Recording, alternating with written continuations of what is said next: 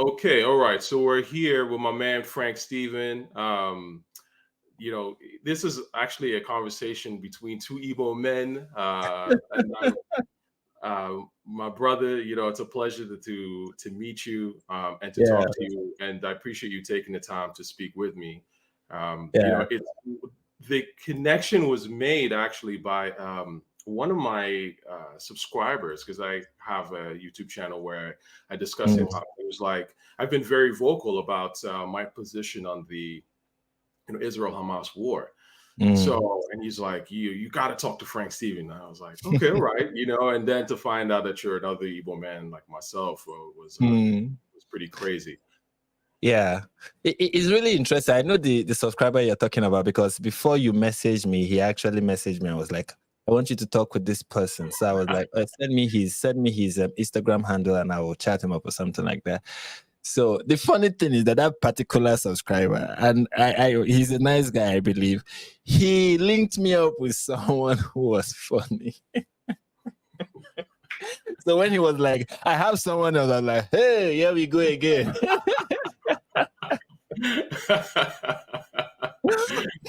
But he's a nice guy. I believe that his heart is in the right place. And I really like people who give such recommendations. And I believe this will be wonderful. You said something earlier that we are brothers. I want people to understand how much of how closely related we are.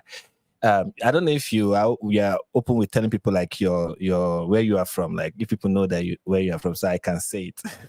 Well, nah, we'll leave that out of here, like, because we're gonna get raw. So, What I want to say is I want to show them just how close our villages are. Yeah. No, we close. We're really close.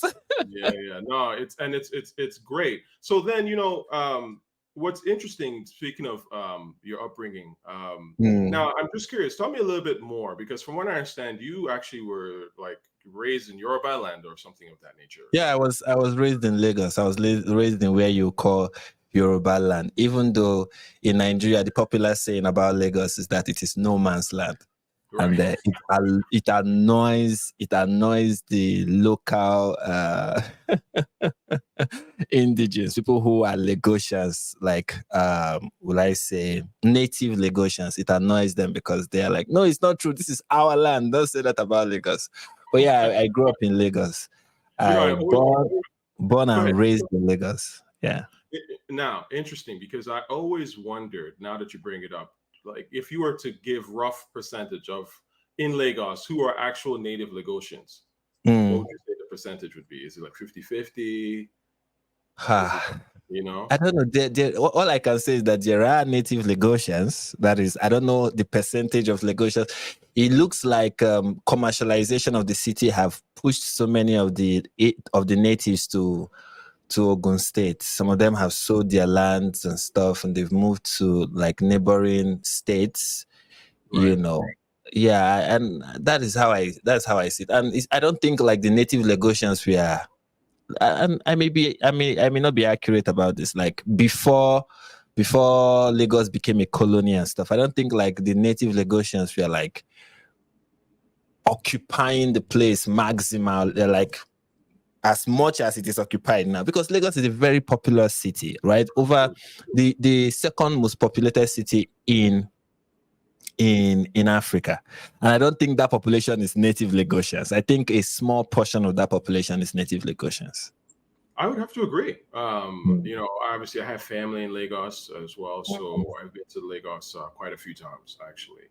All over the key. Almost, I think you can say almost. Yeah. I think you can say almost every Nigerian has a relative. If there's going to be if there's a terrorist attack in Lagos, someone somebody who you want to call. Like, as long as you're in Nigeria, if there is a terrorist attack in Lagos, there's somebody you have to call. There is just somebody you have to call. That is just how important Lagos is. That's for real. I mean, in fact, when that was it NSARS or whatever that yes, went down, right? So I remember, in fact, my cousin had a friend that was killed in that. So wow. It's like one of those things that you're right, absolutely. I mean, Lagos is kind of really at the end of the day the meeting hub of a lot of different people, Nigerians and foreigners, expatriates as well. Yes, that's true. Like you mentioned, the NSAS. I think because I grew up in Lagos, the church I was attending before I moved to the East, I still have like some kind of connection with some of the members. And I remember one of the members of the church was narrating because the shooting happened, the NSAS shooting happened close to our house. So she was like, we were hearing gunshots all through the night. We were, so that's like, I know a couple of my parents live in Lagos. One of my brothers live in Lagos. Relatives, many of my relatives live in Lagos. Like so many. So there are two major cities that my relatives are predominantly in: Lagos, Abuja. In fact, I have little of them in the current place I stay in. I have no relative of mine staying there, but every other part of the country, they're just populated there. And that brings me to a really interesting point, because when I watched your channel, and you frequently break down Islam and sort of the tenets of it, and I was like, wow, this person really knows what they're talking about. Like, I was, in fact, to be honest with you, I saw a depth in your stuff that I just haven't really seen with a lot of people. And so to me, I was like, where is this guy? How? It felt accurate, and it is accurate what you're saying, but it was like, how did you come to become so knowledgeable about the Quran and sort of like the tenets of Islam? His interest is not really because I grew up in Nigeria. It's basically interest. Okay. If it was based on my Nigerian upbringing, and I say this about many Nigerians, and many of them don't like me saying it, but it's the truth. Nigerians are largely ignorant. They are. Even the Muslims that, like, growing up in Lagos, you are surrounded by Muslims, right? Every street in Lagos had like a central mosque. You hear the call to prayer. It's like a popular, it's like background music to every Lagosian. You hear the call to prayer. You have Muslim friends, you have Muslim classmates, you have Muslim neighbors. So you have interactions and contacts with Muslims. And even those Muslims know nothing about their faith. They don't really know what it is that they believe in.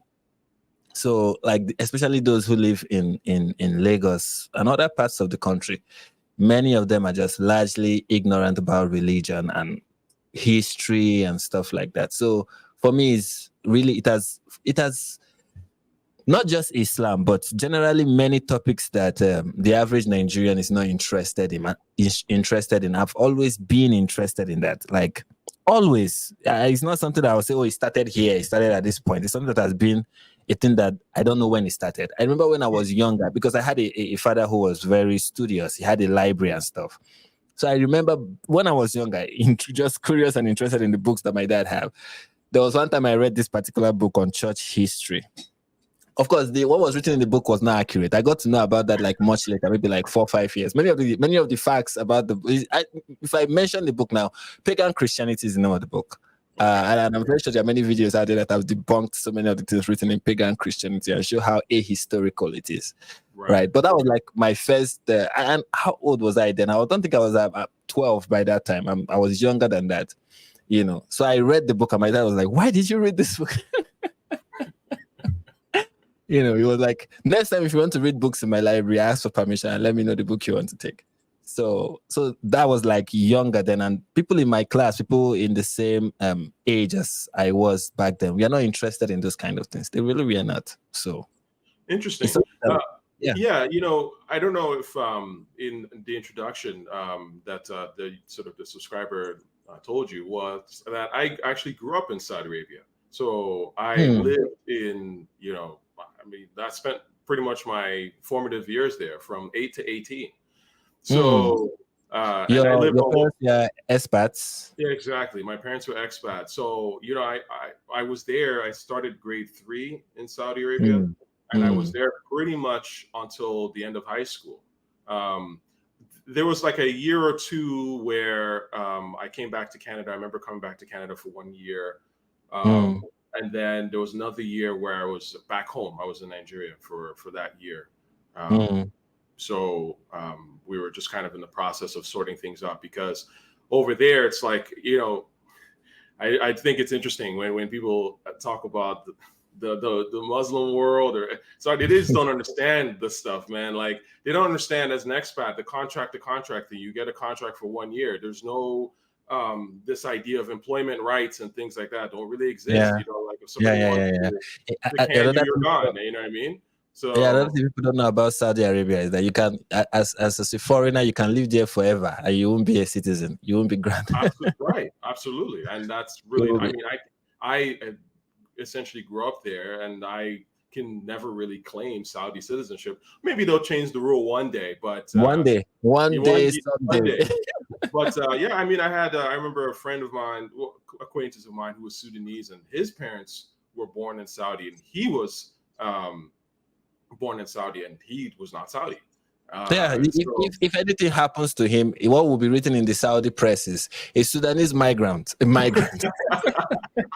That is what will be written in the Saudi press. I'm telling you, a Sudanese migrant was arrested today. That's what will be said.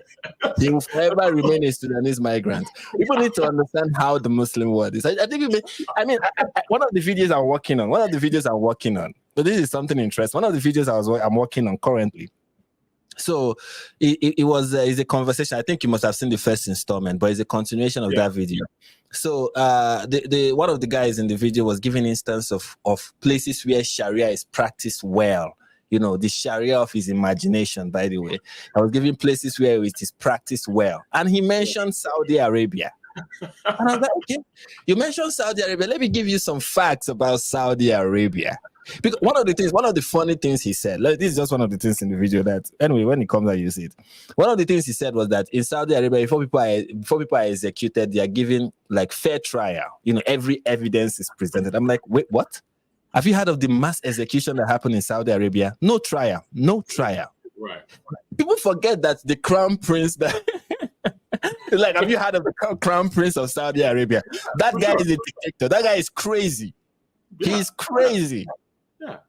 You know, and that is how Nigerians, you know, I often criticize Westerners of being ignorant of the world outside, you know, their primary existence. Like, they don't care about even the America they are living in, they don't know about it. The UK they are living in, they don't know much about it. But the same can be said about Nigerians. Like, the world outside Nigeria, many Nigerians are not aware of it. And even the world inside Nigeria, there are many Nigerians who are not aware of it. I think at the end of the day, what we can say about every human being is that ignorance is common. It's a common denominator amongst all of us. So we are united in our ignorance. Absolutely, you're very right. And so, and look, you've had experience. You've read. You do your research. You know, I've lived a whole bunch of places, so I have a certain experience. But my thing is, at the end of the day, sure, like, I don't expect people to necessarily know about a lot of things outside of their bubble. And in a way, that's okay. You know, I'm not going to criticize someone for not knowing. But where I will criticize someone is when they start talking.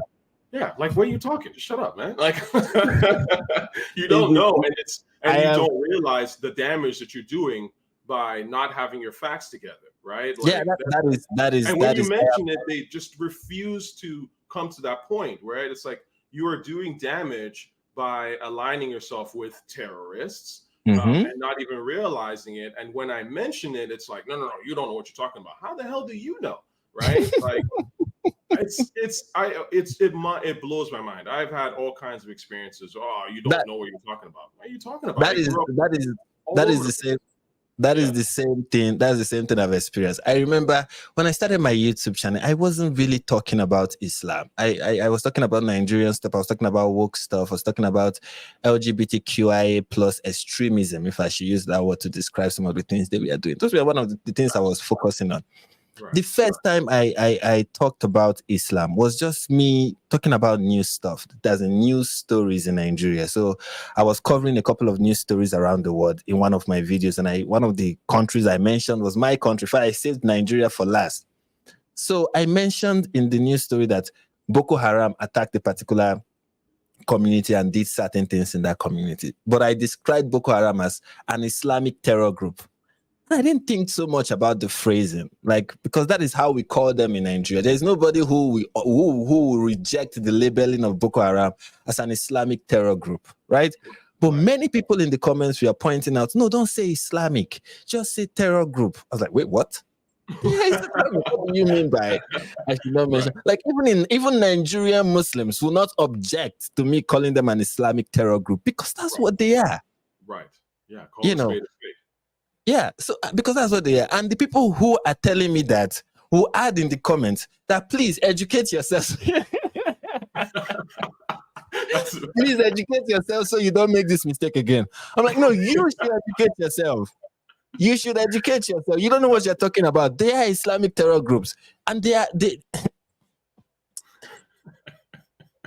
everything they do in the name of Islam, and everything they do is justified by Islam. Like the Quran, the Hadith, the justifies it. They tell you. I mean, these guys they're going around killing. The problem I have with when people try to separate, like they want to do this separation between terror, the activism of activities of Islamic terror organizations and Islam. They're trying to make this separation.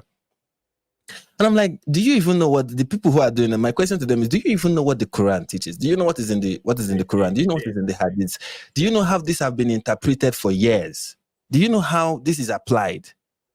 No, they don't. They just assume. They're like, well, we have spoken to some Muslims and they told us, okay, so you're going by Muslims telling you stuff. ISIS are also Muslims. So why will one Muslim tell you that another Muslim? Why don't you check what they are all referring to instead of just going by this Muslim said this and this Muslim said that?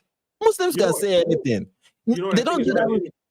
Yeah, and they don't do that with let's say, for example, they don't do that with Christianity. When the media and the people who criticize Christianity want to do the criticism, nobody quotes a Christian. No, they go straight to the Bible. Straight to the Bible. They pull out one verse and they tell you this is what this verse is saying.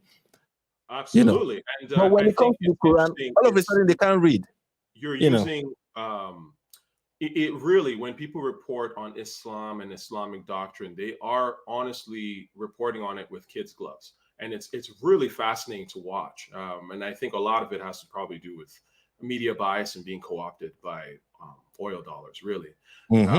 Because, it actually brings me to a really interesting point, because you mentioned just going to the text direct, right? Now, do you read and write Arabic? No. The good thing is but I mention this because first of all, I don't necessarily think that you have to read and write Arabic to be able to see the Quran because it's translated. But the point is that what I think is really interesting is I have listened and I've talked to ex-Muslims, right, who are brave enough to actually speak out, who can read and write Arabic. You know what I mean? And the stuff they tell me is even crazier than what I thought that the translation was. You know what I mean? Like, what I think is so interesting about this information war is that on what Arab Muslims, in particular, Muslims tell to the Western public is so soft and delicate, but the actual Arabic translation of these texts are just way more violent than you would even imagine. That you would imagine. No, that's the truth. I mean, if you read Sahih International, like that's one of the English translations of the Quran, very massage. In fact, that's the one I use because I'm like, you know what? Let's go by your most liberal, most massaged translation. And even after all the massaging that they've done, you still see like you can't even cover the cruelty in your religion. That's why I use Sahih International most of the time. It's not like the other translations like Pictol and Yusuf Ali that try to be as exact as possible, even though they still sometimes do the massaging that they do, but at least they try. But Sahih International is just appealing to a Western audience, But even with Sahih International, you still see that there's so many cruelty in the Quran that no language maneuver can hide. Like, except you just don't want people to know what the Quran is saying at this point. One thing I think about Islam is that the internet will be the downfall of that religion.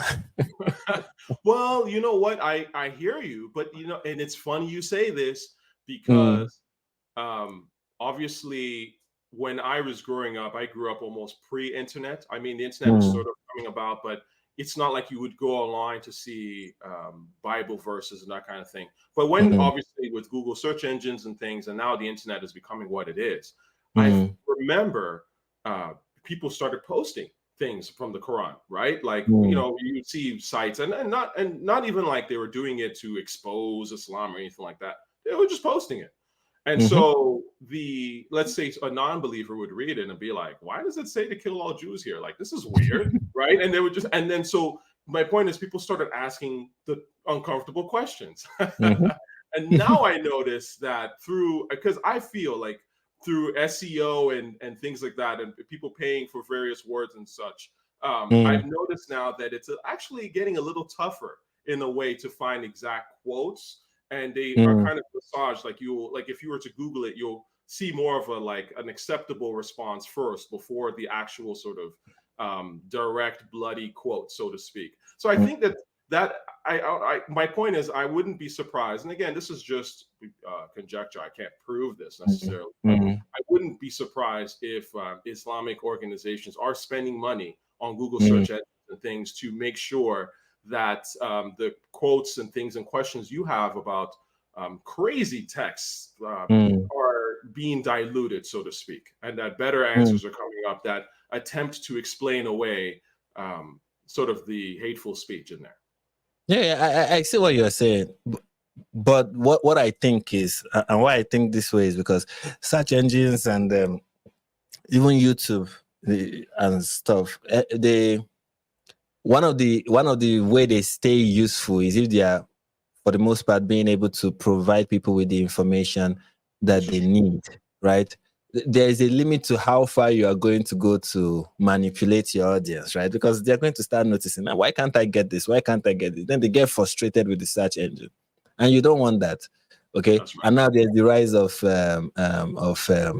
Chat GPT and stuff that can give you a summary answer for some of the things about Islam if you ask it to be objective, even give you sources that you can go and check out that are available on the internet, and even like books you can read on it to explain it. Right now there are books that people can read, like one of the books that I read that helped to understand certain Islamic values. I see kind of reference it whenever I want to talk about certain subjects or when I want to talk about certain verses is what's the name of the book? The Critical Quran by Robert Spencer. That is a book that, and there are books like that. But Robert Spencer, I've heard the name Robert Spencer. Someone will accuse you of reading an Islamophobic hater. You're right. Like, why are you listening to his opinion on Islam? Because they've labeled me. They've labeled me the same thing. So I'm not bothered. We are all in the same boat. We are all Islamophobic. We are all hateful. We are all, at this point, it's like, okay, fine. And and what? What else do you have? What else do you have? There's like my comments with the last video I did. The Bible agree with slavery. Okay, well, does that justify slavery in the Quran? I'm like, is that what you now use as? Right. Is that your yardstick now? Like, oh, slavery is good because it's everywhere. Everybody did it. Is that what we are doing now? What is the justification for Muhammad practicing it? Because one of the things you guys do is like Islam claims to do, rather, or claim to be about, is that this is the perfect law of Allah. This is what is supposed to replace the Bible, and this is what is supposed to replace the gospel and the Torah, right? This is the perfect law of Allah, and then the perfect law of Allah is more barbaric than Old Testament commands. And then when we point it out, they're like, but it is in the Old Testament. I'm like, but you claim that you are the perfect. Don't give me that, but it's in the Old Testament. You're supposed to be better than that, aren't you? That is your claim. When you make certain claims, then live up to the claim. How come the Gospels that came like 600 years before you is way better, way suitable for the 21st century than yours? Yours came 600 years after, and it is worse than what is in the Torah that came how many years? 400 years, 4,000 years ago, or more or less. Right. Come on. Yeah. That is not a good. The Muslims don't understand that that's not a good argument. They keep bringing it up in my comment. I'm like, okay, even if I'm to grant you that in the Old Testament God was brutal, and let's say the Christian God is really brutal, does that justify then the brutality that we find in the Quran? Not at all. There was a video of yours. I found this quote hilarious. In fact, so much I wrote it down. You referred to Egypt as the land of pyramids, FGM, and terrorists. The birthplace of the Muslim Brotherhood. That is where it all started. You know. Well, so to that point, you know, so many are afraid to speak out about the nature of Islam. And I can understand people who live in the Middle East because, again, the Middle East is Muslim, really, right? Muslims everywhere, and literally everywhere in all those Muslim countries, you can be executed, jailed for apostasy or saying anything blasphemous. The blasphemy laws are so intense that, of course, you know, only a suicidal brave person would sort of speak up in a way, right? Of course, outside of that, people are still worried about losing their careers, their jobs, all that kind of stuff. And so in the face of all that, I wonder what gives you the courage to speak your mind? Because a lot of people are afraid. Yeah.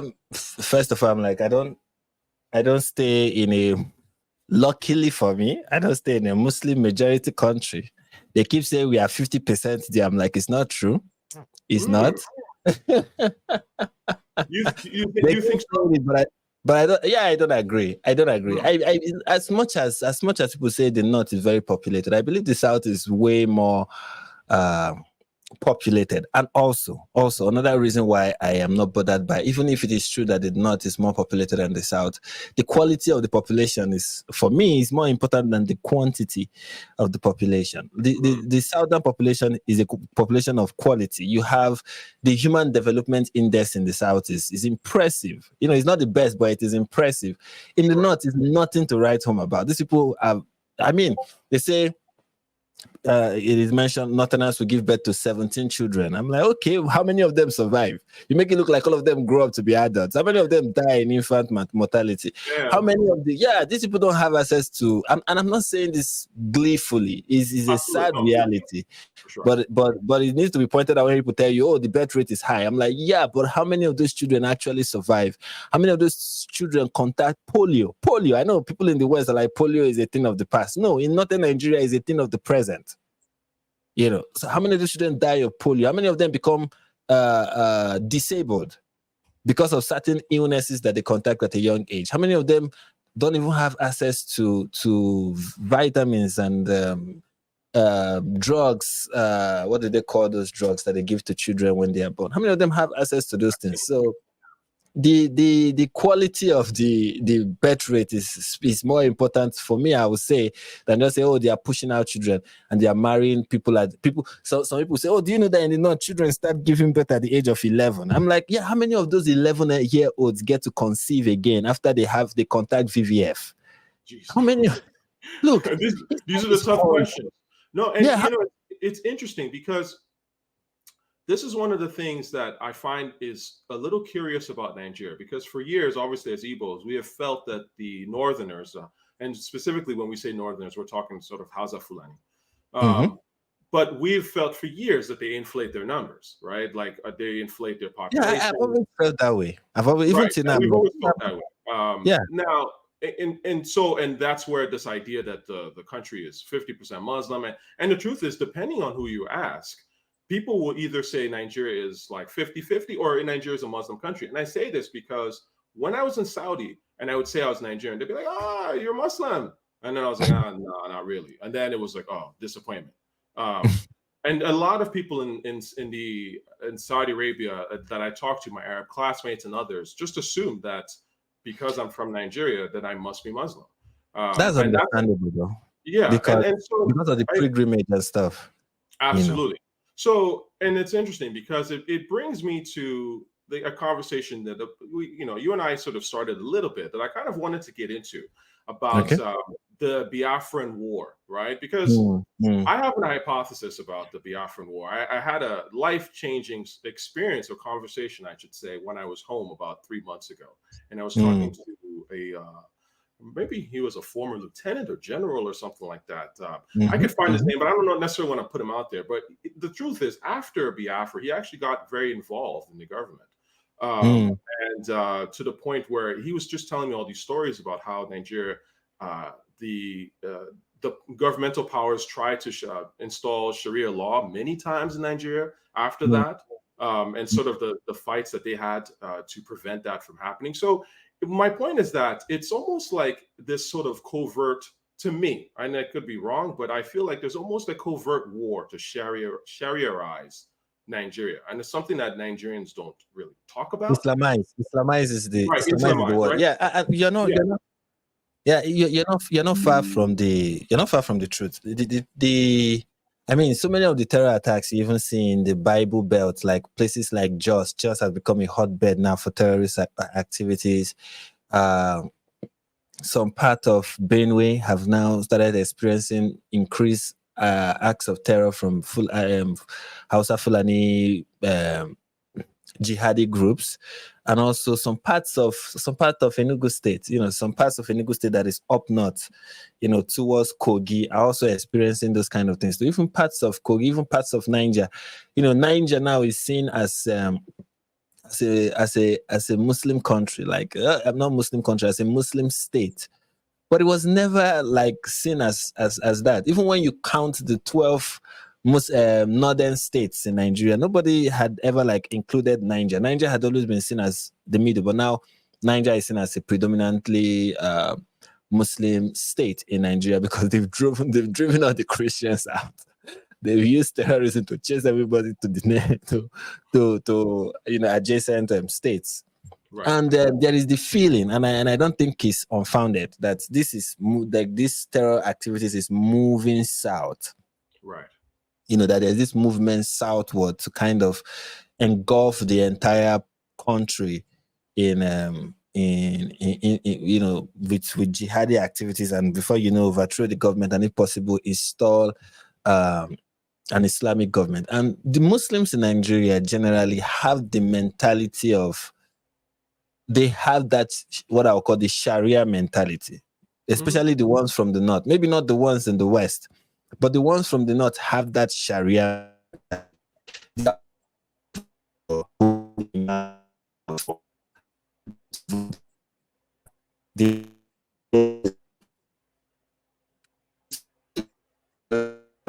I'm sorry, it seems like you're cutting out a little bit. Yeah, I noticed it. I hope I'm better now.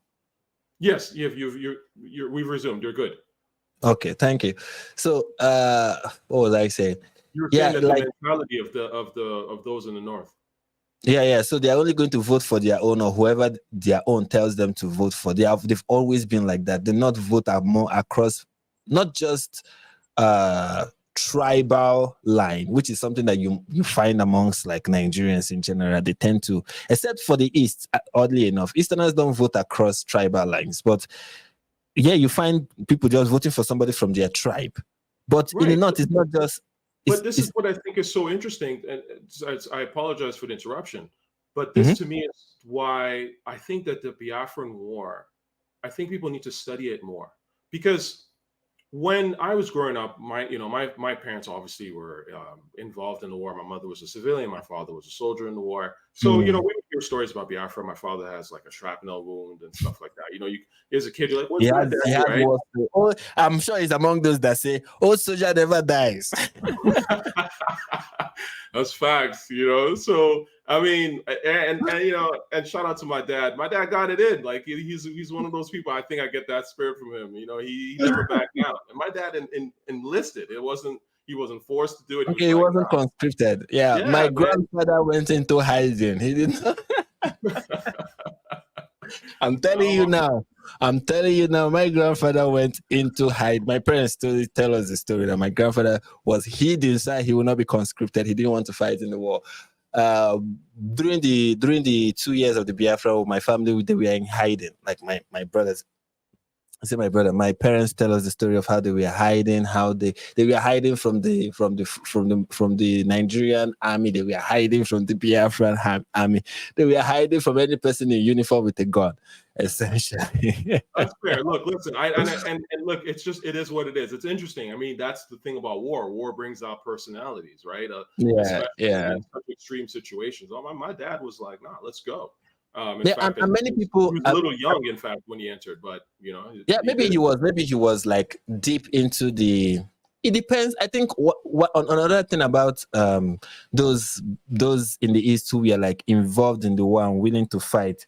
One of the things you find amongst them is that they are like plugged in, kind of like you are invested in the politics of your society, kind of like you pay attention to happenings, and you have that will I call it nationalistic ideology? And by nationalistic, I mean Igbo nationalism, kind of. You get what I'm saying? So Absolutely.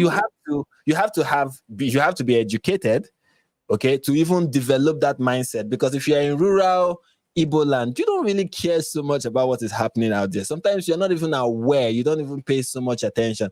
You just want to go to your farm, harvest cassava, come back, make gari, and move on. You get what I'm saying? Right, you really don't care who is the president. You don't know his name. You know, like if I go to my village now and I ask my grandmother, what's the name of the president? She doesn't know. You know, so when you're not plugged in like that, and they're like, there is a war, we need to fight. You're like, fight for what? Who said we should start this war? Do what? You understand? So, but when you are plugged in and you know what's going on, and you have a side you are supporting, you have that, you are educated enough and aware enough to have an opinion about the war. I don't think there is anything that is going to stop you as an able person to say, no, I want to be a part of this. I really want to go out and fight. And I think this is the right thing to do for my people. But when somebody knows nothing about what is going on, not a single like drop of information, then you don't really know what is going on. They're telling you to conscript, and you feel like you are being sent into slavery or something. You understand? So you're right. Absolutely. But this is why, and I come back to this, and I use my father as an example. And in his generation, and I guess the people around him, they were plugged in, and they always kind of had that mentality. And in fact, they continued it. A great number of them were plugged in. You know, let me tell you something about like a small family story. There was, my dad said when he wanted to go to the university, I think it was when he wanted to go to the university, that there was a free government program for people to enter into the university. And he couldn't go at that time that program was available because he did not know. His family were not aware. So there are people who are really cut off.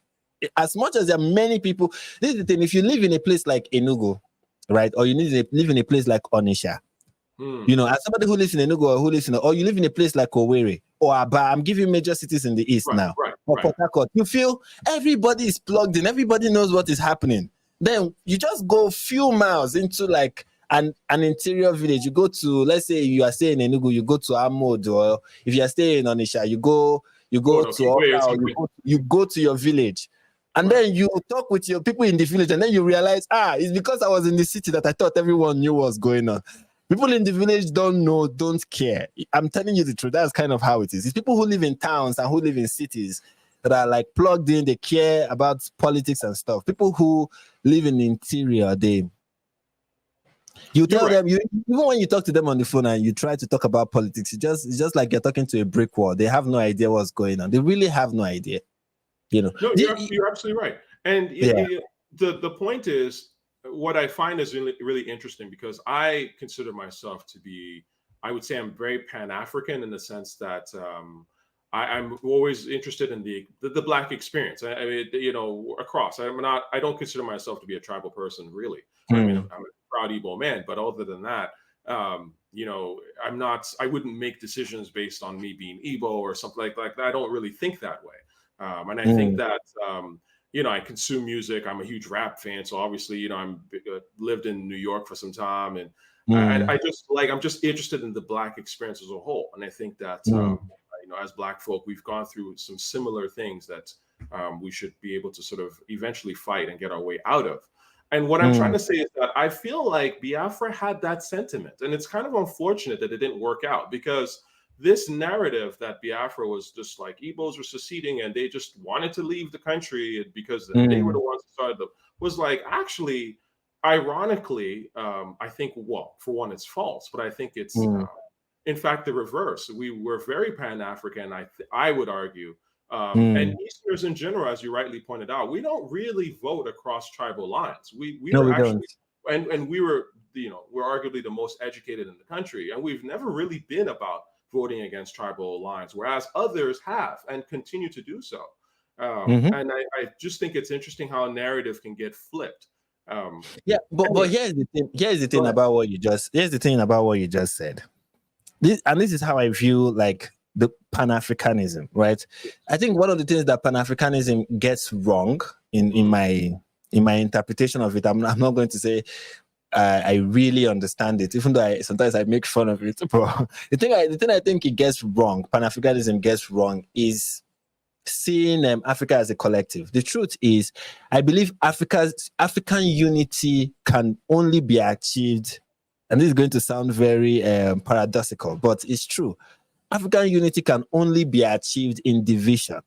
We have to divide first. Before we can unite, we have to divide ourselves by the things we have in common. We don't have a lot. The truth is, we don't really have a lot in common.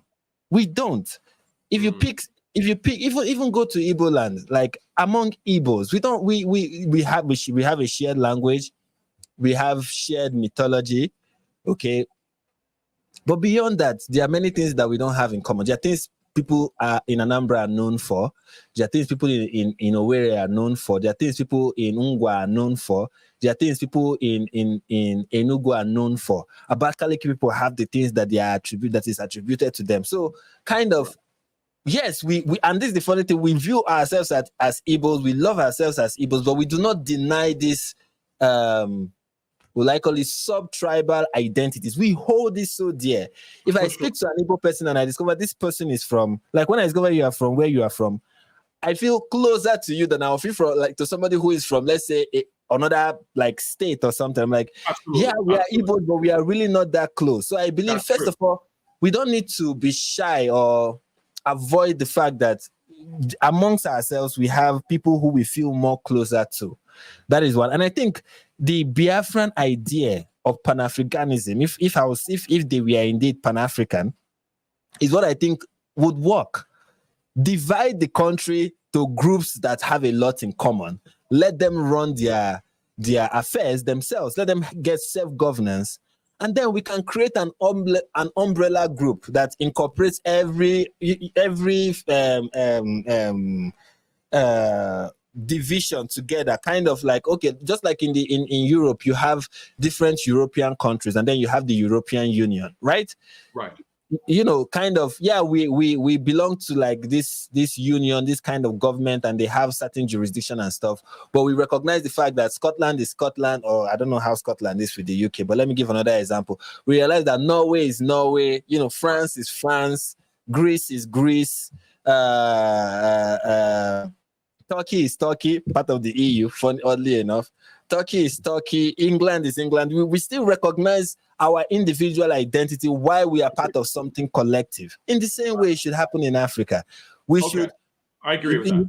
You understand what I'm saying? And the problem the problem I have with how many people view Africa is just this, that the African experience is one thing.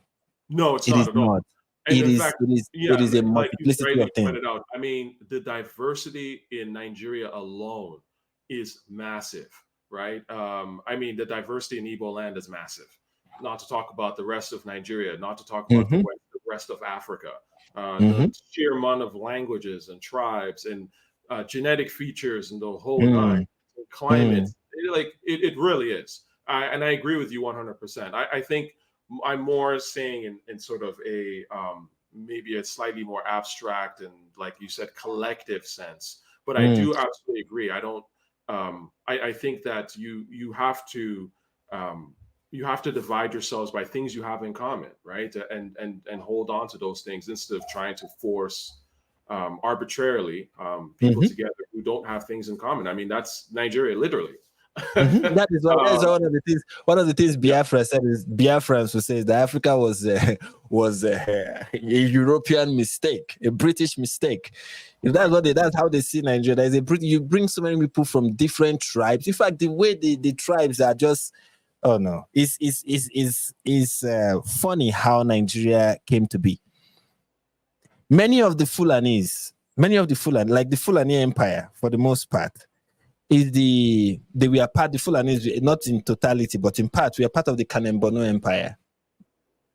The Kanems themselves are a different tribe that extend to parts of Cameroon, that extend to part of Niger, that extend to part of Sudan. But now you split them into how many countries now? You understand? And then you have the Hausas. The Hausas, their empire extended to part of Ghana. That's right. And now you split them up and you're like, oh, now the Hausas are now Nigerians. People don't know how the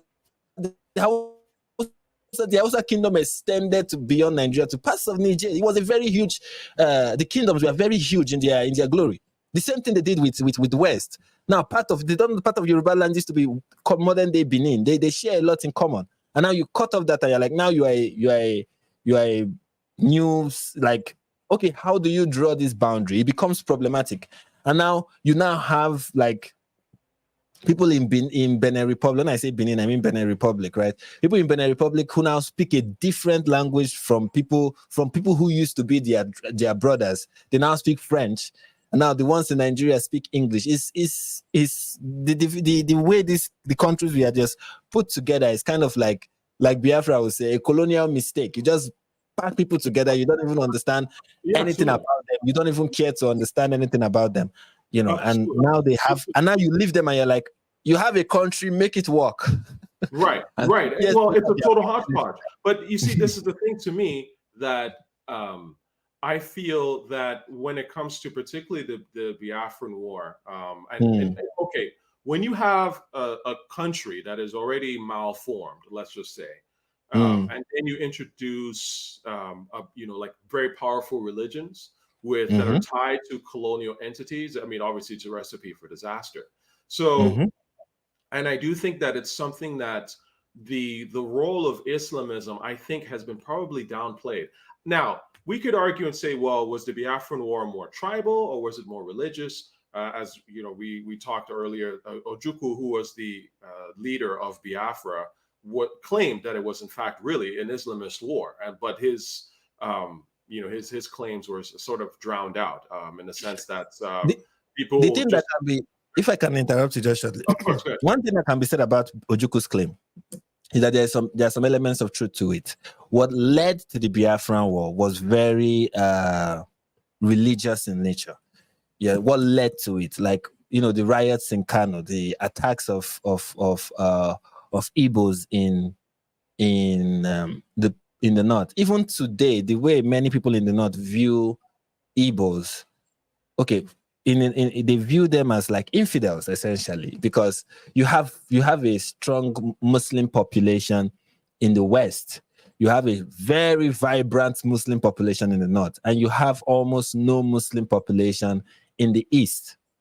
You get, so they have always been that if there is a way the average northerner view the countries, people in the north are Muslims, people in the west are like hypocrites because they are not really devout in Islam, and then I'm telling you, and then people in the east are like the real infidels, the real ones that we are supposed to fight and kill and expunge. Like so to an extent, there is something to the claim he was making. You understand? But I think the Northerners knew, this is something I say about Igbos. The Northerners and the Muslims know how to play politics very well. Okay, they know how. So of course, yeah. Their religion is very political, and it has helped them develop politically. Why people in the East, sadly enough, don't know how to play politics. So when it comes to the political game, they always outsmart, not just they are smart, not just the Easterners, but the Southerners in general. Every no matter who becomes president, the North always wins. Like even when Jonathan was the president. Do you know how many Almajiri schools this guy built in the North? He was trying to appease these people. But I think you're giving them too much credit. And let me explain. First of all, I'll back up and I'll give my very, very brief explanation of what the Biafran War was, because a lot of people are not actually really familiar with what it is. And even me myself, feel free to correct me if in any kind of mistake I make. But a very brief summary of it is, Nigeria becomes, well, first of all, Nigeria is a colonial entity. It's run by the British essentially up until 1960. And in fact, it's interesting. We're having this conversation today, which is Nigeria's October Independence 1st. Day. We didn't Right? even October mention 1st, this is right? Independence October Day. 1st, 1960, Nigeria becomes its country, its own country. Yes. And essentially detached from the British, but not really. That's another conversation. Anyway, so about 6 years later, a coup occurs, the first coup, the military coup, where I forget who, but it was organized by someone Igbo, essentially. But they felt that, okay, 6 years have passed. This country is not going the way it's supposed to be going, right? Something is deeply corrupt and something is going wrong. So a coup occurs, the first coup, where they assassinate leaders in the north, they assassinate leaders in the west, and they try to assassinate leaders in the east. Now they fail, and this is obviously just by sheer luck, or you could say, and this is the unfortunate part, because let's call it incompetence of the process. But of course, that's not how it was. That was how there was something you said earlier that it was plotted by Igbos, or which is something that was said during that time, that it was an Igbo coup. It was not. It was not an Igbo coup. It was a collective effort of so many people from different parts of the country. It's just when it came to execute or to eliminate the Igbo leaders, the coup plotters failed. And then those that were arrested for the coup were Igbos. So, and one thing about Muslims and Northerners especially is how easy they can be propagandized, right? How you can twist narrative and use it to sell whatever it is you want to sell to them. So when that happened, which was by no fault of the Igbos themselves, it was, it was used to create the narrative that, oh, this is an Igbo coup. The Igbos were the ones who wanted to, and another thing that supported that narrative was that the Igbos were predominant in the military back then. They were more in the military, and it was, of course, a coup. It was a military coup. So that narrative could just sell. It's just like when people are like, the negative things happening in Hollywood are being done by the Jews because the Jews are predominant in Hollywood. You know how quick that is to say? Because is it true that there are a lot of Jews in Hollywood? Yes. Is there depravity in Hollywood? Yes. So if to make the case that actually it is not really the Jews, it's just the culture of Hollywood, becomes really difficult to make. Not like it's not true, but it's easier to believe this than to really, based on what the fact on ground, like sift out the lies from the truth. So it was easy to sell the narrative that it was an Igbo coup, So and so right, and that's a very good point to mention, and I'm glad you clarified that. Because this again goes to my point of just how crazy the lead up to the Biafran War really is when you think about it. Because that first coup occurs, okay, the incompetent. It happens that so far that the Eastern leaders are not killed. But anyways, the point is that Nigeria rounds up the coup plotters, executes some, whatever. Now there's a second coup that occurs where, like a counter coup of sorts, where they do eliminate, I think, Iransi, right? Agui-Ironsi. Right, who's Igbo. Sort of. He was Igbo and a terrible leader. Let's add those two together. Right, sure. Well, fine. And as get back, and so they, so they eliminate him, and I'm like, okay, that's okay, sure. The last Igbo president. The last Igbo president to ever, the first and they will say Nnamdi Azikiwe was president, but he was more of a figurehead. That's right. The last important Igbo president we will ever have, that was it. Don't say that, man. You're jinxing us. We gonna come back one day, man. Oh boy. I join my fate with your fate.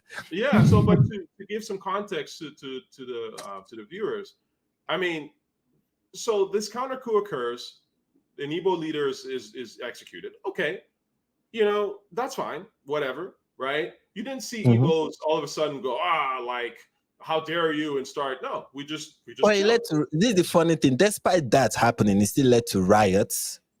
Igbos were being killed in the north. But that's like they were being. people, they were being attacked in the north because the northerners were of the idea that if the problem with the North, the North has a couple of problems. One is the inferiority complex that they have. And it's the truth. I think they still have it now. Prior to like the 1960s, we should have gotten our independence in 1956. Anthony Enahoro was the first person to propose an independence constitution and propose to the British that we want to gain our independence. And the British were willing to grant it to Nigeria back then. But the Northerners said that we are not ready, that if they hand over the country, if the country become independent, that the South will oppress the North because the South was more developed. So they already had that inferiority complex. Is it our fault? You people reject till it's date. Not our fault, but that's what I think is so interesting about that. It's not our fault. And I think what's so messed up about that too is the truth of the matter. And obviously we got surprised by this in a way. But we were surprised when we found out the British were siding with the North in a lot of ways. And we were like, what the hell? Like, they're not even, they're not even Christian. Like, they're not your religion. They're not educated. Again, I'm generalizing. And you're siding with them, but we're Christian and we're educated. Like, what's going on here? Because I say this is the inspiration. This is the motivation. Not called inspiration. The motivation of the British government. I don't think they are governing of any of their colonial, any of the colonial entities they had under their control, any of the colonial states they had. I don't think the governing of it, especially in West Africa, was inspired by religion. It was purely economical. It was purely, it was just for economic reasons. And the North was easy to govern. That is the truth. It was for a couple of reasons. One is, despite how we view the North today, I know we always talk about them like people who don't know anything, and it really was not always the case.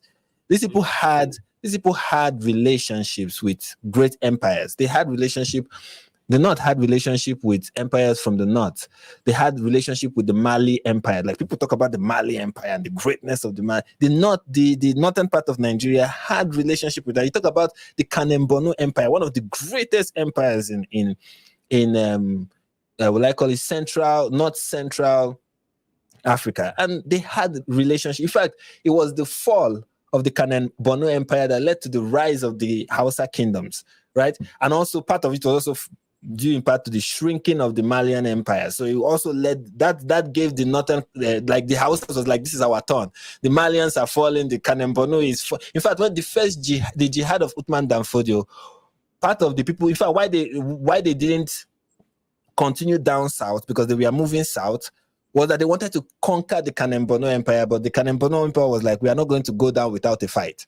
And while they were busy focusing on the Kanem-Borno Empire, the British came and they were like, oh, we can't. You get so you need to understand that these people had interactions with other parts, like especially the Muslim world. They had scripts. They were writing. They could translate. They could write Hausa in Arabic. They could write other local languages that of the places that that Islam had infiltrated. They could write script the language in Arabic. They had records. They had historical records. We in the South, especially we in the East, had none of that. In fact, we are still in a different stage of human development. This is very good point. Yeah, a very good point. So they had all of that. So when you have a society that already has structure, already has language, already has like a central religion, and then you take over that society, it is easy to govern. You can easily understand who they are, what they are about, what their motivations are. Like, it is easy to take control of the North, because all you need to know is who is the guy in charge here. Exactly. They tell you this is the guy in charge. What I'm saying, that caliphate system. Yeah, exactly. That caliphate, the person at the top, you control him, you control the whole North. Everybody. But that was not the case. That was not the case in the East. That was not the case in the East. There was no person who is in charge here. Nobody is in charge here. You're like, what? You guys don't have like a king or something? Now you have to start creating kings, which is what they did. They decided they had warrant chiefs. Right. And the warrant chiefs, nobody respected the warrant chiefs. We're like, who are you? Who made you head over us? So nobody, it was, and to take control of the East took them longer than it was to take control of the North, right? We had guerrilla warfare. Even some of the places that had kings, like in south region, like you have like King Jaja of Opobo and places like, they were revolting against the British, fighting back until the British were like, who is in charge here? They capture the person and exile the person to one far away country or land. That was how they were able to, control the eastern part of it. It wasn't easy. It was easier with the north. So when you come to a place that this is the place where you have ease of control, and this is the place where you don't have ease of control, you focus more on the place that gives you that is more beneficial for you, easier for you to govern. The problem then was for the British was that the north didn't have much. The resources you needed we are in the south, they were in the east. The cocoa you needed, the palm oil you needed, we are in the east, they were not in the north. And the east and the west, the south generally had the ports. The north didn't have ports. So our amalgamation of Nigeria was purely because there was the Northern Protectorate, like it was called before the amalgamation, could not survive on its own. So there was this always our understanding that the amalgamation was purely a parasitic relationship where for sure the North was going, for the North to survive, it has to suck on the blood of the South. It has to feed on the East and the South and the East. Now, again, this is where I to give some context, I feel like because the meddling to me in a lot of ways reminds me of what happens, if you look at the establishment, even prior to the establishment of the State of Israel, and what they're going through, because again, it's the same sort of thing. I mean, you have a colonial entity that is trying to regulate how many Jews can come into their native homeland versus and sort of keep the Arab Muslims at bay who are trying to essentially kill them.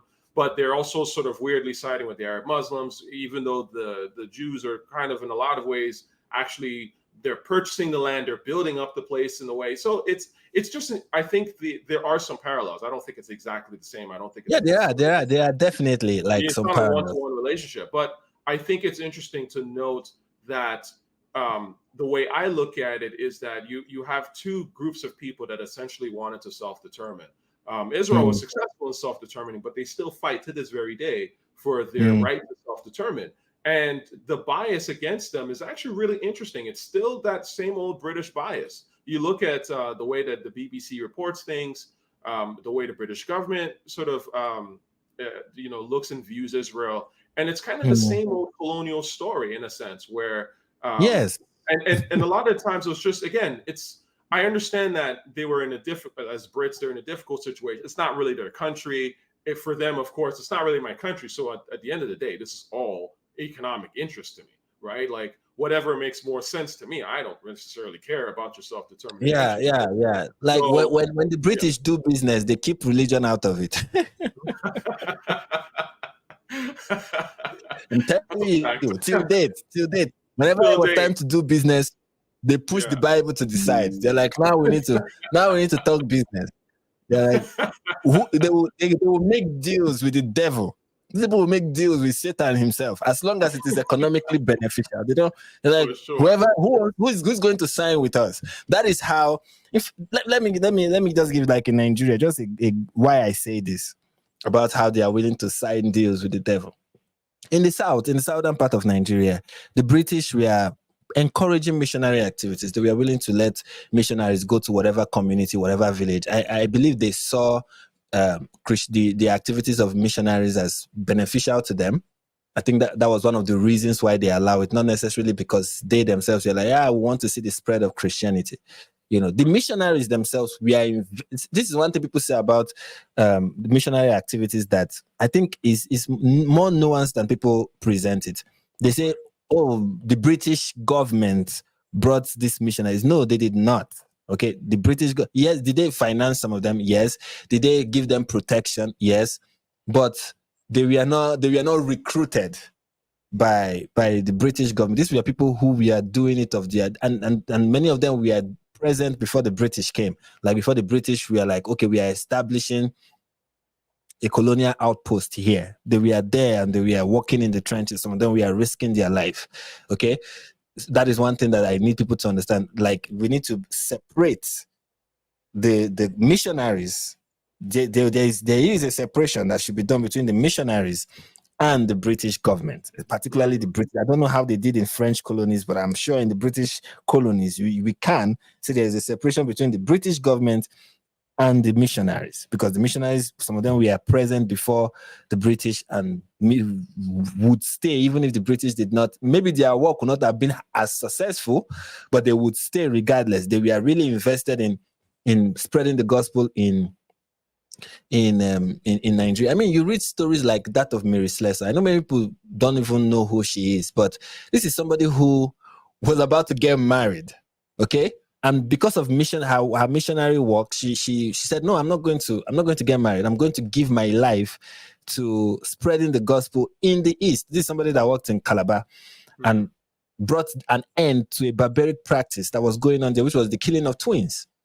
You know, and this was somebody who was doing it there are people who were missionaries way before it was cool, way before the British were coming and helping everybody out. They were doing it way before that. You know, they were invested way before that. And also another thing people need to know about some of the missionaries is that some of them were freed black slaves. Like this, someone like Bishop Ajayi Crowther. From his name, you know, he was a former Yoruba slave that was taken from Yoruba land, came back and was trying to spread Christianity in Nigeria, started a missions group known as CMS. I think that's what it was called, even though sometimes I don't get the abbreviation right, but I think it's CMS. And then you have Olaudah Equiano, who was taken from the eastern part of Nigeria, became a missionary, became a Protestant, and was trying to help people in the East embrace the gospel. So you need to understand that these people were doing it because they really love God and they really wanted to spread the gospel because they saw the light of the gospel. Right. Now, the British government, we are opportunists, taking advantage of anything and everything, and that is how I will forever choose to see them. They were opportunists. What is going to help us? Oh, this Christianity is helping these people organize. All right, how much do you need? They are disturbing you. How many soldiers do you need? You get what I'm saying? As long as this is helping us, so that is how the involvement of the British government is, and that's how I interpret it, because that's how it really played out. You understand? So the British government, we are willing to allow Christianity flourish in the South, but they did not allow it to flourish in the North. When CMS wanted to infiltrate the North, the British government said, "No, don't preach the gospel here." Oh yeah, you're gonna mess up business. Yeah. We have this. The North, we have it settled. We have it. Right. We have. And the funny thing is, the way they governed the North was different from how they governed the South. Absolutely. They did not govern the North and the South the same. Absolutely. They treated both, even after the amalgamation, they treated both regions as two different regions. That's right. And then at independence, they joined them together and said, "You have a country, function." Yeah, I mean, of course. We can't function. Yeah, the seeds were there. You know, yeah, they to a large extent, the British to a large extent planted that seed. You know, ultimately, where the where I'd see the parallels really in a lot of ways to the current conflict is that obviously when the pogroms began, right, shortly after the second coup, because the truth is the Northerners who were of course Muslim just started, and again I'm saying this for those who wouldn't necessarily know the basic history here. The Northerners just started like massacring us. Like it was literally like this October 7th stuff you hear of Hamas. Yep. It was that times 50. It right? was like, that. It was really that. And it went on for months. Like it was one of those things that it just kept going on and on and on and on. And the Nigerian government was doing nothing about it. Doing absolutely nothing about it. Like they would every once in a while they would have a meeting and go, "Oh, you know, you in the North, you guys got to calm down a little bit," and then they will not calm down. In fact, it became. Let me get people understand this, how rampant it is. There is a name that Northerners call Igbos. They call it Yamiri. That is a slur that developed from them attacking us before the Biafran War, because they will look for where Igbos are, because Igbos were all over the place in the country. They will go to anywhere that they see land, they will go there and start up a business, right? They were all over the place, you know, which is one of the reasons why I said the Biafran War was kind of funny. Like, are Igbos really willing to leave Nigeria with all the investments they have all over the place? Are they really willing to leave? You know, but that is debatable, especially when you realize your life is in danger. You may be willing to leave some things. You know, so they will be, and then the Igbos will go and hide in bushes, and they will be hungry and they will be thirsty, And when they see the Northerners, when the Northerners are coming to kill them, they won't know who is coming to kill them, who is not coming to kill them. So they'll say, "Nye Miri," that's an Igbo way of saying, "Give me water." Yeah. So they turned it to Yamiri and started using it to make fun of the Igbos before they killed them. And now it has become a slur. People use it everywhere. Yeah, it's crazy. In the north now. So in short, these pogroms were happening at an unbelievable rate. And then at that point, obviously the Nigerian government wasn't doing anything. And Ojukwu, Colonel Ojukwu at the time, who's an Igbo man, was the head of the Nigerian army. And, at that point, I think Biafra is essentially the idea to secede. And they looked at it and said, look, listen, like we can't live in the same country with these people, essentially, because they're trying to Islamize, kill us by way of jihad. There's just so much jihad going on. That's the argument. Now, and so here comes the Biafran War. And what I think is interesting about the Biafran War, and I had this conversation again, war stories, but my father and a few people who were chatting were like, look, the truth of the matter is that Biafra would have probably won had it not been for the meddling. Because you have to understand, right? Igbos were very powerful in the country. There was no real. They made like I said, they were majority in the military, so they had the military. They were in the military. They were in the educational system. So it's not like they weren't trying to necessarily take over the country in a way. They were already in the system, right? They just saw it as they saw this sort of colonial. Sort of like you were saying, the northern colonial British parasitic thing forming, and they were just like, this is terrible. Like, why should we be here and having our resources jacked? That's only going to end up in the pockets of Great Britain, right? So what I'm trying to get at is Ojukwu he was the head of the Nigerian army, and I think from what I said for the gentleman that I had a conversation with was like, Ojukwu knew that there was not a single army in Africa that could beat Biafra. Like, we were just smarter than everybody. But what Ojukwu probably didn't factor in, or maybe he did factor it, but was the British backup that was going to come. He just couldn't. Yeah. I'm very sure Ojukwu was inspired by the Israeli wars. He looked at how because he appealed to Israel. Why I think he was inspired by that was because he appealed to Israel, even though Israel was like, we have our own issues. Keep doing what you are. Right. But I feel he was inspired by that, and he felt, we have this. We have plenty in the military. We are the top generals in the military. We have the training. We can train people self if we have to. We are smart. We are really good. We can really make this work. What he did not envision was that the rest of the world will not be behind him, will not stand behind him. He was not just fighting Nigeria. Because it was Biafra versus Nigeria. He was not just fighting Nigeria, he was fighting the British. I mean, the British went to the Egyptians, because a lot of that, he was fighting, Egyptian fighter planes were shooting at us. Like, you're fighting a whole bunch of like the Arab fighting. Every British ally was on the side of the Nigerians, except the only European country that had the side of Biafra. Not more like, it was more like a humanitarian assistance support. Not like they were like, we support your war efforts. It's like, we are going to support you humanitarian wise. Just like how, even though most part of the European countries have to find themselves having to support Israel, but humanitarian wise, they are sending aid to Gaza, right? That was how it was for the French. So the French was like, we cannot side with Biafra, but we have to give them aid. We are the only ones sending aid. People don't know this, but one of the weapons of war that was used to fight, that the Nigerian army used to fight the Biafran side, was starvation. They blocked every access to food. People were dying so many people died of starvation in Igbo land because of that. Absolutely. And and obviously you have stories, I have stories, my parents, obviously told us. They tell you about the people whose head were big, whose stomachs were big, and they had hands. It was horrific. And this is again to the point of why I think that I do think that the Islamist side has been downplayed, because that blockade, and I was talking to the lieutenant gentleman, was like, you have to remember, like, Cameroon was a big part of that blockade even succeeding. Right, and Cameroon agreed to put on that blockade because the Cameroonian president was Muslim, right? I mean, he's a Fulani extraction. So again, I think there's a lot of these connections that people have kind of downplayed and not really talked about. And yes, Gowon was the leader of the Nigerian army, and he was a northern Christian. I get it, but at the same time, he's from the north. In fact, from what I understand, during the war in the '69, he actually appealed. He sort of joined the Organization of Islamic Cooperation or something. Like he joined this group, right? This is how I see. This is how I see Gowon. This is how I see it. Gowon was like.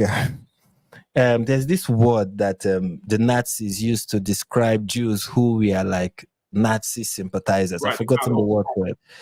That was Gowon. Right. Gowon was the face he was perfect for the job. I mean, this is somebody, he wasn't even really from the north, although he said he was from I think Benue or Jos, whichever part of this country he was from. I mean, those states he was from. He was from there. He was a Christian. He was a member of Foursquare Bible Church. I mean, it was perfect. And also he was a young leader. People need to also note that he was 24 years. He wasn't like it's crazy. These guys were young. Ojukwu was, I think, 25 at the time. So these were not like people who knew what they were doing. Gowon was just like, he was being used. And then you have to know that he also had that, although they always accuse Ojukwu of being the person who was egotistic, but Gowon had the inferiority complex thing. I mean, he was not supposed to be the head. Ojukwu was supposed to be the head. They had to bypass him to make Gowon. He had to rule with that, knowing that there's somebody who was better than him who is now under him, you know. And Ojukwu was more trained, more educated. This is somebody who studied abroad. Where has Gowon been to, you know? So now you have to prove yourself. You have to show this guy that you are not what they think. There's this, I have to prove something. He really wanted to win the war. He wanted to win. Right. You know, so and the British were like, yeah, go ahead, you need to win this. This is how you prove that you are worthy of this. So he was a good tool to be used, you know, not realizing that the British and the Muslims were using him. You know, he was a tool for them and they were using him. And I am happy at the end of the day that when Ojukwu saw that he could not win, he surrendered when he surrendered, you know. This is one of the things I'm happy about Ojukwu. He wasn't like Yasser Arafat and who are like, my people should die. What is there? Let us keep fighting. You know, at one point you have to ask yourself, yeah, who are you fighting for? What is the point of this war? If people are fighting for no more. And I am happy that he was wise enough to say, you know what, we are done. We are outnumbered. We are overpowered. We did not estimate that this was going to go like this. I should have. I mean, I can excuse him not knowing that he was 25 or so. So, I mean, he didn't have as much experience to know how to be diplomatic, how to, before starting a war, you need to be sure that there are countries that are on your side. It's not when the war... it's not when the war has started, you're not looking for allies. That's not how it works. Right. You know, which was what he was doing when the war has started. Now you are appealing to other countries. You're like, US, come and help us. And the US are like, we are allied with the British. So let's, you know, figure yourself out, you know. And you're like, Israel, come and help us. People in Israel, like, we are allied with the British. We really don't want to. And we know the British want Nigeria to remain as they want Nigeria to remain one. One is because this is our creation and we are going to make sure it remains. Second is we have many things to benefit from the East. You are going nowhere. I mean, the oil boom has just started. Where do you think you are going? You know, so... Where do you think we're going? That's jokes. It's so true, man. It's so true. They had economic and political and, will I say, legacy interest, because you know, for many of, even though they were willing to divide India into Pakistan, Bangladesh, and every other, and Nepal and what have you, they were not willing to do that with Nigeria. They are, keep the country as one. You know, maybe it's because we don't have.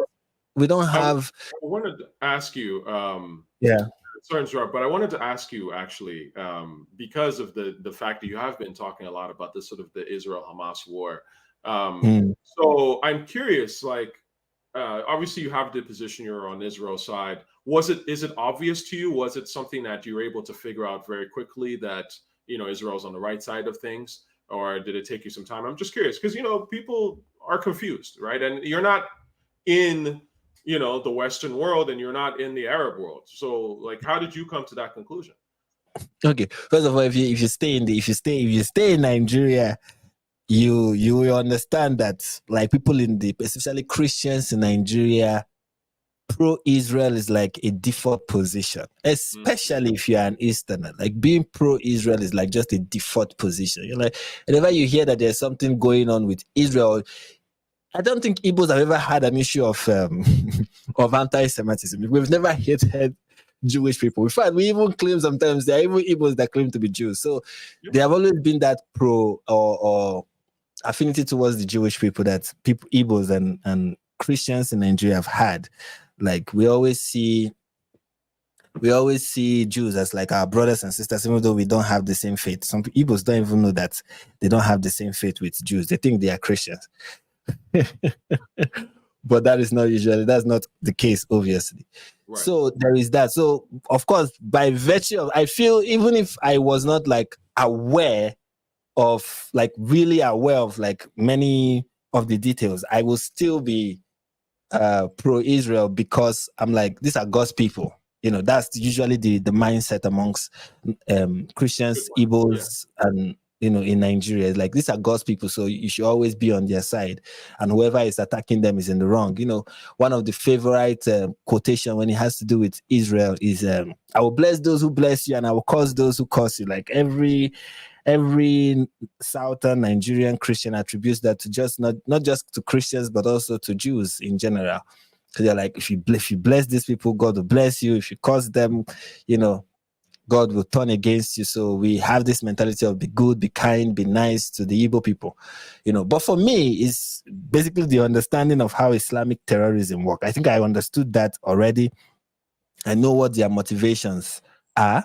So, and I know that whenever there's a conflict in the Middle East and there is an Islamic side, they always claim to do it for every other reason than Islam.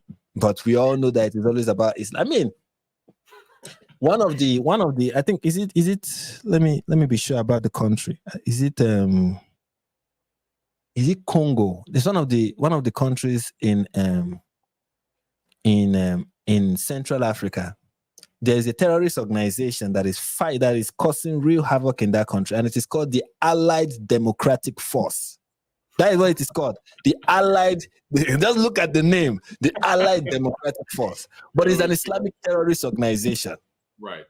Funded by Iran. Just so you know how deep into terrorism. You are really a terrorist when Iran is like, take some money. For sure. That is and you know what I think is so interesting about this is that the outside world is not aware of just how much Arab Muslim meddling has gone on in the African world. They just have no idea.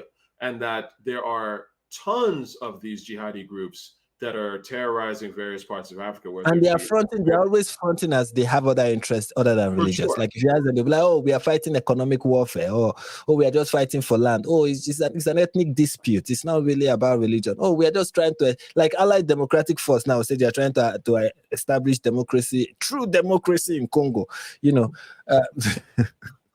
that name is hilarious, but again, it does surprise. Like, what has Islam to do with democracy? Yeah, but that's the front they put. That's what the front they put to the rest of the world, and the rest of the world get the same story.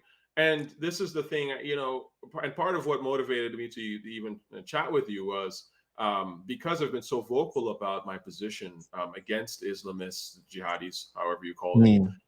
People have been like, "What's this got to do with being black?" It's like it's got everything to do with being black. Like we've literally the second most spoken language in Africa is Arabic. Don't know that. Like, yeah, it's really interesting when you think about it. That the second most spoken language in Africa is Arabic, and that is because of the influence of Islam. Swahili, which is the most spoken language, Swahili, is a derivative from from Arabic. It is like it's like how you have Pidgin that came out of English. That's how you have Swahili that came out of Arabic. Just to tell you how influential Islam has been in the continent. Like the whole of northern Nigeria, Muslim majority countries, all of them, so many parts of western Nigeria, like when you talk about Mali, you talk about Niger, these are Muslim majority countries. You talk about parts of Cameroon, Muslim majority. You talk about Chad, Muslim majority. The extent of the penetration of Islam and Arabization in Nigeria is huge. Very huge. It's something you cannot ignore. If you understand Africa very well and you understand the problems facing the continent, you cannot ignore the great, significant, huge role that Islam has played in putting the continent where it is today. Right. I mean, I was talking about it's one of the division I'm working on. There's something I mentioned there because somebody was saying that the perfect example of a Sharia compliant society is Saudi Arabia, that they are educated and stuff. And I was like, no, the most educated Muslim country in Northern Africa and Middle East, like among the Northern African and Middle Eastern country, the most educated is Egypt. Egypt has not just in that region, in the whole of Africa, Egypt is very educated, very, very educated. They have high-ranking universities. They have the highest population of educated people. I mean, people who have gone to tertiary education. They produce brilliant minds, right? Yet they practice female genital mutilation. You know, just to tell you, when people make the argument that, the reason why people practice FGM is because they are not educated. I'm like, so you're saying Egyptians are illiterates? They are educated and they are practicing FGM. That's to tell you the great influence of the religion and why they are practicing it. Why people will tell you whatever, but why they are practicing it is strongly because of Islam. They follow the Shafi school. That is why they are practicing what they are practicing. Yeah, that is the extent of the influence of the religion in the continent. So if you care about Africa, you should care about what Islam is doing in the continent. You should. You know, I agree. And like, you know, it's interesting because when I see Black folk, and I obviously out here, when I see, whether it be in the US, when I was living in the US, or when I see them sort of convert to Islam, as like, because Islam is sort of like a throwback to the original ancestry and stuff like that, I'm like, well, it depends on how far back you want to go. Now, to be fair, and Islam has been in Africa for a very long time. Again, as you know, let's be honest here. So again, there is some truth to that in a sense, but and in fact, Islam, you could argue that Islam was there longer and predates, you know, obviously the missionaries, the Christian missionaries. So I can understand that. But at the same time, the part that they just miss and not talk about is the fact that obviously the Arab Muslim slave trade that went on for so long, that was brutal. And so you're not really joining something where you're looked at as an equal human being. In fact, the problem is, okay, there's this historian I was reading recently, and which was one of the things he was lamenting about British understanding of African history is the question of how far back do you want to go? It's like there's only the place you want to stop. How far back do you should be going as far back as possible, but you always want to start. There's only the place you want to start from, and every other thing that happened before that doesn't really matter so much to you. And I share the same concern, because even the Africans, especially Black Americans, right, who are like, yeah, we came from Africa. I'm like, you know, you came from West Africa, right? That part of Africa that you are from is West Africa. And West Africans, for the most part, especially the part from where they took you from, we are not Muslims. Right. They were not Muslims. They were traditionalists. They worship ancestral spirits. That's what they were into. You know, you were taken off the coast, you know, and Islam had not reached the coast of West Africa. You were not taken from, that's where you were taken from. You know exactly where you were taken from. Right. You know, so if you're like, I'm returning to my roots, I'm like, your roots is not the same thing that they do when they talk about African history, and they're like, we are kings. I mean, we are kings because of Egypt. Your ancestors were not in Egypt. Right. They had no connection with Egypt. Nothing. You know, all this talk, there was this time where some British historians were like, many of the tribes in Western Africa we are migrated from parts of Northern Africa and parts of the Middle East, and then they migrated towards West Africa. And there were so many things with that historical theory. Like, okay, if it was indeed true that we migrated from that place, how come so many of the cultural practices we did not retain? The language, the development, we did not have any of those.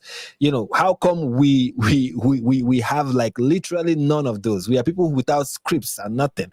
If we really migrated from there, a better explanation is that we've always been here, which is better. It's more. It better explains the fact that we have no touch of some of the developments that we are we migrated from. You know, if we migrated like Igbos would say, we migrated from, we are migrants of the Jews. I'm like, okay, if you're migrants of the Jews, how come so many of the Jewish practices you don't uphold? They have 7 days in a week. You have 4. How come of all you didn't retain that? You didn't retain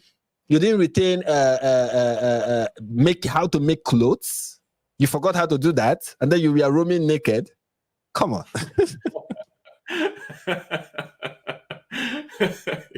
You're killing me, man. You know, we've had quite the conversation, my man. You know, you're a really fascinating dude. We may have to do another one of these. I'm down for it. I'm down. Yeah, man. Like, you know, this has been really interesting. I will say one of just to kind of conclude on a very different note, but one of the videos that I loved was, and for those of y'all watching on his channel, but he does a breakdown with Yvonne Orji has I think a video she does for Vanity Fair or something like that. So she's sort of breaking down Nigerian pidgin slang and things like that. And I thought your response to that stuff was hilarious. And I loved it. And it's one of those things. It's funny because I'm in a weird boat. I guess maybe that's just the outcome of living the way I've lived, because there's a lot I know about home. I've been home. I've lived at home as well. But there's a lot also I'm not really connected in a way. It's hard to say. So, and of course, I have parents who are well-educated, very well-educated, and very concerned about. My grandfather was a historian, so you know he was always interested in history, and so I kind of took that love for history and things from him. But I thought it was really interesting to see how you broke it down, and your voice is really important because you really do show, again, which is important, that Africa is not a monolith. I mean, the problem that we get so often, it always used to frustrate me when people are like, "Oh, you're African" or something. Africa is a continent. It's the second largest continent in the world. Like, right? Like you know. I always say the only people who call themselves Africans are people not living in Africa. Yeah, like it's ridiculous. You know, the variety is massive, yeah. Right? Like and it's interesting because it's obviously they haven't been to Africa, or the continent, so they can't really picture it. But obviously, coming from where we're coming from, it's so easy to see because it's so dense, right? Like from one village to another village is a different thing. Not to talk about from one tribe to another tribe, you know, to another region of West Africa to East Africa, and the personalities and the religious practice and all that kind of stuff. So it's important that your voice is good. I loved your video when you even talking about Black Panther. And you're analyzing the movie, and it's true. I was in a live stream recently, and I was in a live stream with a South African, and then I was like, you know, Black Panther was a South African movie, and the guy started laughing. I was like, I hope everybody understood that every accent you had there was a South African accent. It was not. Right. And then I said, and then they had the audacity to situate Wakanda in Central Africa. Can you imagine? I just situated in South Africa where they are borrowing everything, even the dances. Yeah, these were South Africans, everything. I was like, yeah, they took some from Ghana, they took some from other, but like, but it is predominantly South Africa. It was a South African movie, you know. For sure. Yeah. And you know, it's interesting. You would pick up on that, but you know, not everyone will pick up on that. And that's the truth of the matter. Even there's a lot of things that I wouldn't even necessarily pick up on. I mean, obviously, I know that like there are aspects of it's made for an American audience in the grand scheme of things, right? So obviously, they don't know the depths, the differentiations between various tribes and things like that. So and they don't care. It's not important. But you know, it is interesting, and it's good for you to point those things out because I think it's very necessary. to at least let people know and keep in mind that, yes, Africa is a very huge place. It is massive. It is the second largest continent, and the genetic cultural diversity is huge. So that's why it's important to have these voices. But there are things that plague us, unfortunately. That's a whole nother conversation. And the truth is, these religious wars are part of it. It's a big part of why Africa is, unfortunately, as a whole, as a continent, again, I'm generalizing, has been in a standstill, right? And I do blame. And look, people can say, "Oh, that's not right," whatever. But I do absolutely blame some of the woes on the sort of Arab Muslim expansionism. It's a fact. It's an absolute fact.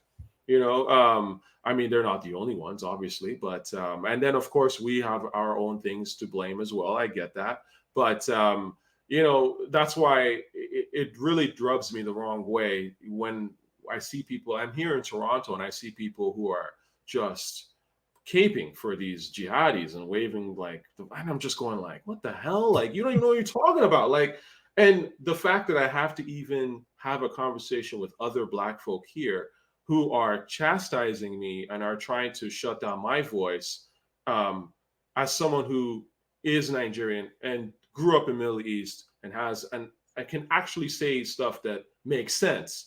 And these are people who've never left Canada or only know the Caribbean, for example, and they've never been in Africa or anywhere in Africa. They don't understand these things. They don't understand what the Middle East is like. And I think that's the shocking part.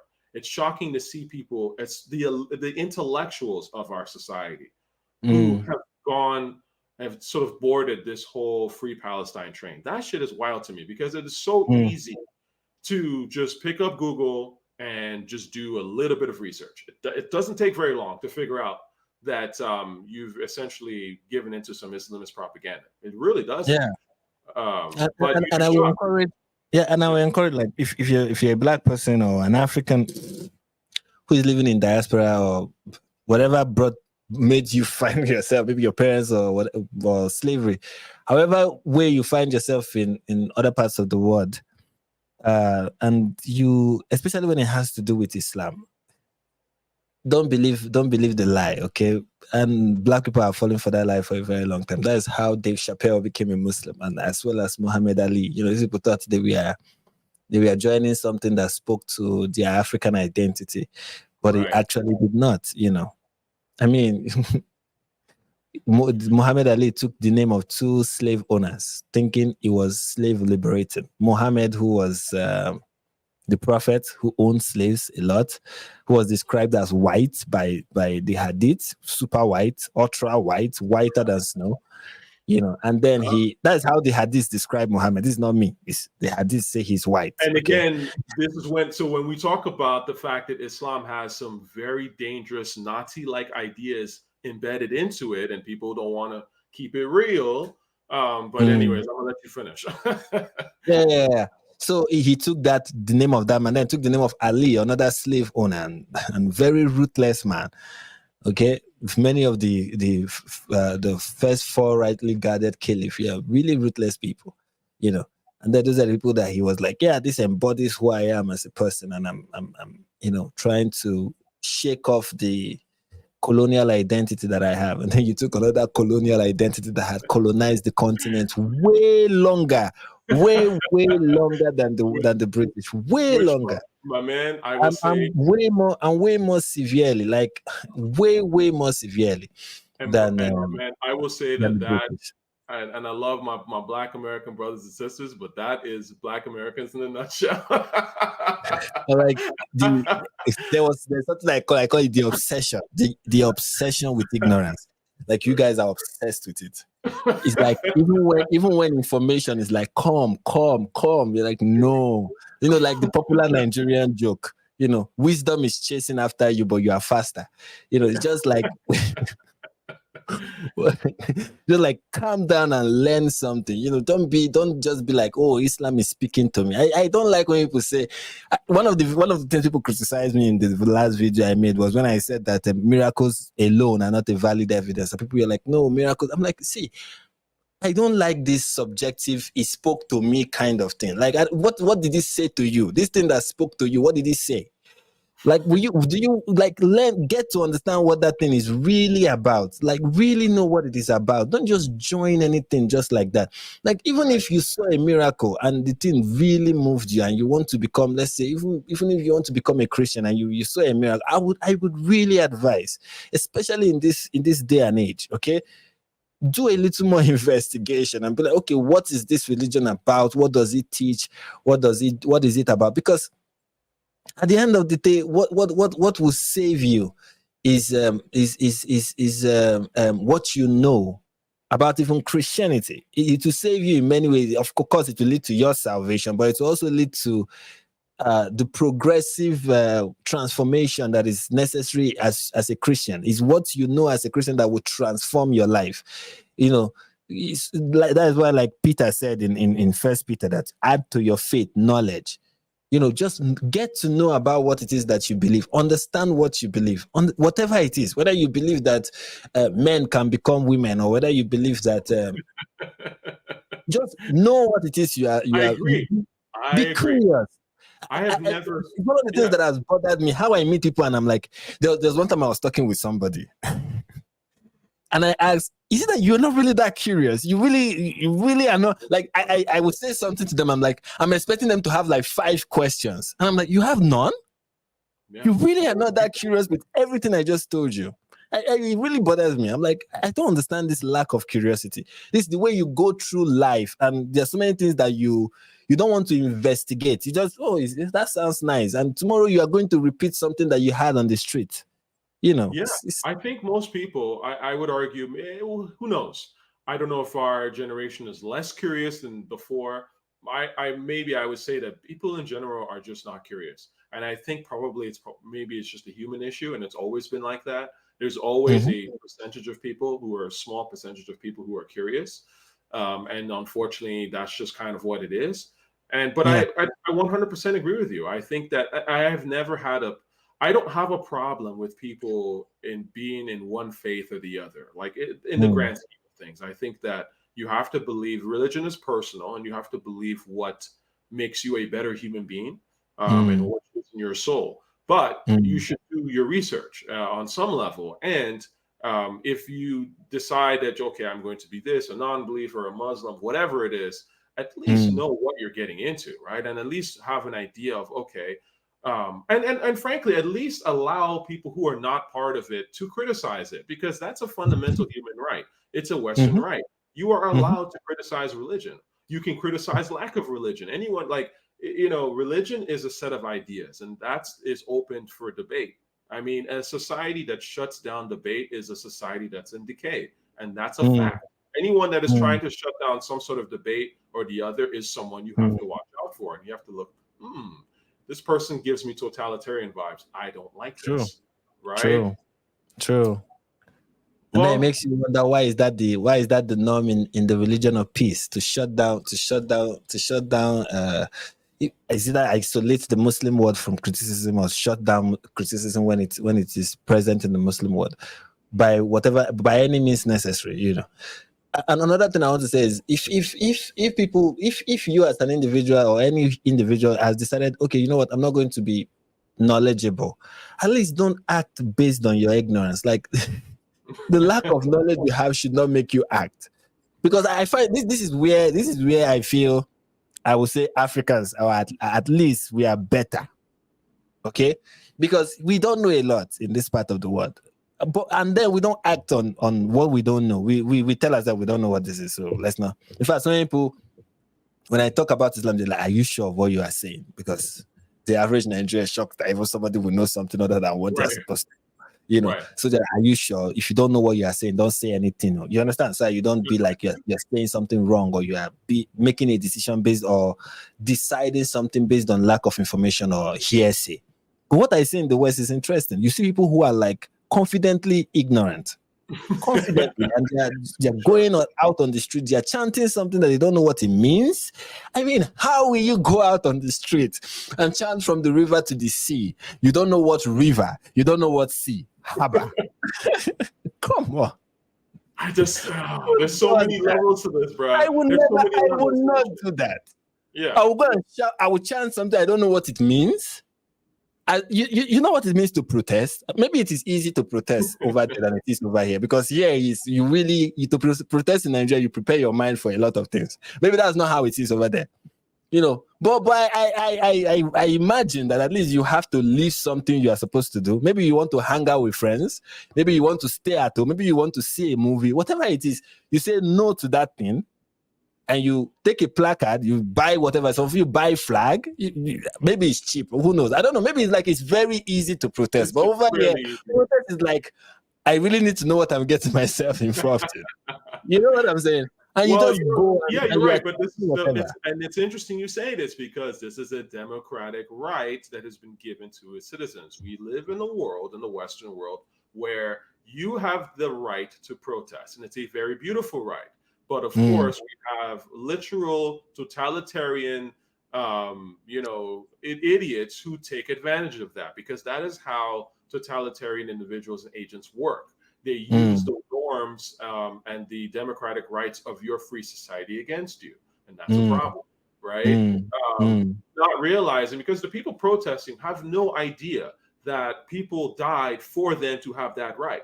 Right? You can't just protest in a lot of these other countries. You'll get shot at. Like, so you better know what the hell you're protesting, right? Like, you know what I mean? You better be ready to die for that shit. You know what I'm saying? Yeah, you really, yes. When you are going out here to protest, you better be ready for, in fact, your parents will even call you and say, they are doing protests, they make sure you don't go out. So you even know you are going to be disobeying your parents when you go out to protest. But I think it is easier. Yeah, it's easier over there. In fact, they even get bus to transport people. Yeah, food. They give you food. They even play music. You are meeting friends, exchanging numbers. So people are getting people that they are going to have sex with by the end of the day. I mean, it's a very important event. It's like a festival at the end of the day. So you gather there, you chant whatever. Yeah, you don't even know that the things you are chanting have like global impact. Some people are just there; they don't even know what. You don't know that thing that you take like is just nothing to you. If the government is to listen to that thing you are saying, the impact is lives, human beings' lives that you are playing with when you go out to go and make those, to do those things you are doing. But the funny thing is, even the life of the Palestinians, you are making their life difficult with your free Palestine.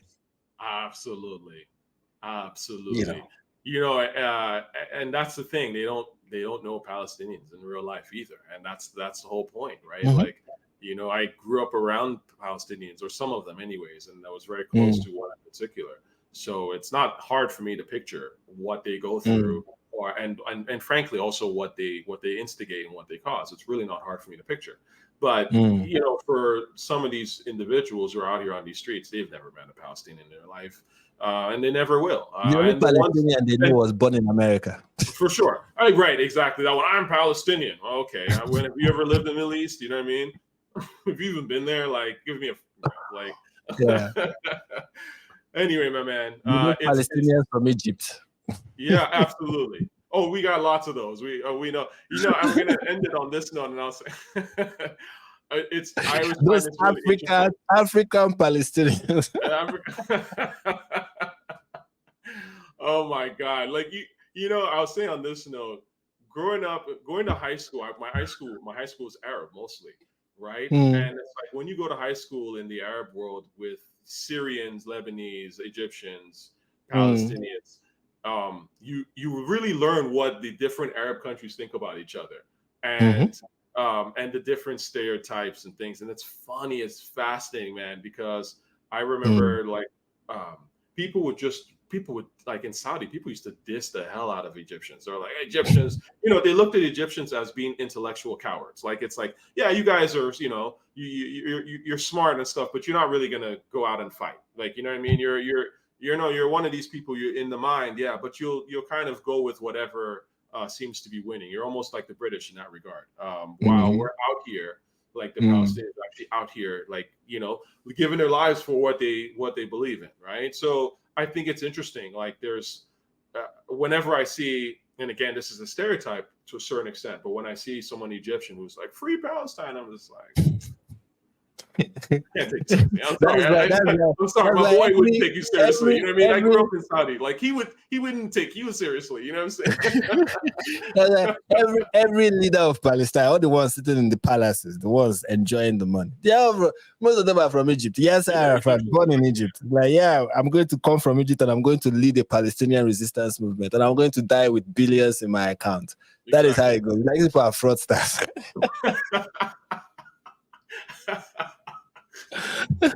Fraudsters. Fraudsters for real, masquerading as freedom fighters. And do you know how Westerners are going to be giving money? Every time on YouTube, I see one white woman with hijab saying, if you skip this video, my son is going to die. Let him die. Let him die.